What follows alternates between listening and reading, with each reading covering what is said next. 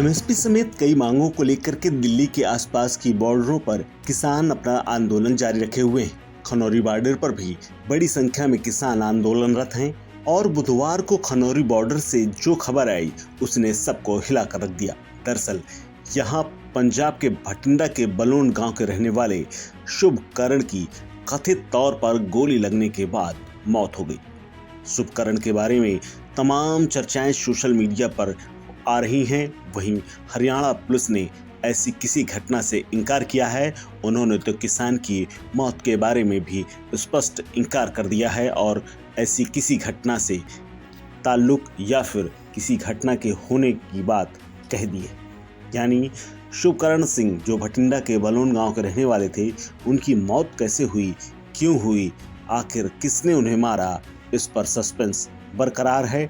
हालांकि किसान आंदोलन के नेताओं का आरोप है कि पुलिस की गोली से ही उनकी मौत हुई है। शुभकरण भटिंडा के रहने वाले थे और अपने परिवार में अकेले कमाने वाला लड़का था। चाचा कहते हैं कि वो मेरे साथ ही खेती किसानी किया करता था। उसके परिवार में 2 एकड़ जमीन थी और 15 एकड़ जमीन लीज पर लेकर हम लोग खेती बाड़ी करते थे। भतीजे के बारे में बताते हुए बलजीत सिंह ने बीबीसी न्यूज़ को कहा है कि शुभकरण की मां 15 साल पहले ही गुजर गई थीं जब वो बहुत छोटा था। वो 2 बहनों और अपने पीछे दादी को छोड़कर गया है। शुभ घर के सारे काम संभालने के साथ साथ किसान आंदोलन में भी हिस्सा लिया करता था। चाचा कहते हैं कि शुभ के सारे काम संभालने के साथ किसान आंदोलन में भी वो कई बार गया था और पिछले 2 साल पहले जब आंदोलन हुआ था तब भी वो दिल्ली के ही बॉर्डर और आंदोलन में शामिल रहा था। उसने दिल्ली वाले आंदोलन में भी बढ़ चढ़ कर हिस्सा लिया था। वो अपने दोस्तों के साथ 13 फरवरी को वहां गया था और वहां से उसने 19 फरवरी को आखिरी फ़ोन कॉल किया था जिसमें उसने कहा था कि वो जल्द ही वापस लौट आएगा और उसे उम्मीद है कि आने वाले समय में सरकार किसानों की मांग लेगी। चाचा के मुताबिक शुभकरण सिंह की शिक्षा मैट्रिक तक हुई थी और उसके बाद उसने पढ़ाई छोड़कर खेतीबाड़ी करने का फैसला किया था। शुभ ने बीते दिनों बताया था कि केंद्रीय मंत्रियों के साथ किसान नेताओं की जो बैठकें जारी हैं उससे उसे उम्मीद है कि सरकार उनकी मांगों को मान लेगी। वहीं पटियाला जिले के सरकारी अस्पताल राजेंद्रा हॉस्पिटल की डॉक्टर हरनाम सिंह रेखी ने बताया कि 22 साल के शुभकरण की गोली लगने से मौत हुई है। उनके सिर के पीछे गोली लगी हुई थी।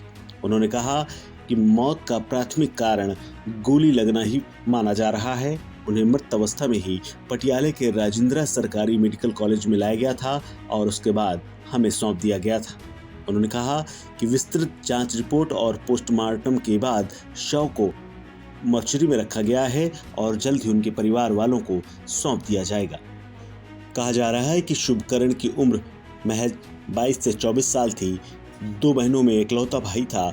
उसके पिता चरणजीत सिंह स्कूल वैन चलाते थे। उन्होंने अपनी जमीन पर कुछ जानवर पाल रखे थे और अब पूरा परिवार अकेला है। कांग्रेस ने शुभकरण की मौत के लिए बीजेपी की केंद्र सरकार को जिम्मेदार ठहराया है। कांग्रेस के नेता मल्लिकार्जुन खड़गे और राहुल गांधी ने भी इस मौत पर दुख जताते हुए सरकार को घेरा है। आपको बता दें, इस आंदोलन में यानी साल 2024 के आंदोलन में ये पहले किसान की मृत्यु हुई है। इससे पहले तमाम किसान घायल अवस्था में अस्पतालों में भर्ती हैं, जबकि 2 साल पहले हुए आंदोलन में करीब 700 किसानों की जान चली गई थी। इस खबर में फिलहाल इतना ही। अपडेट्स के लिए बने रहिए वन इंडिया हिंदी के साथ।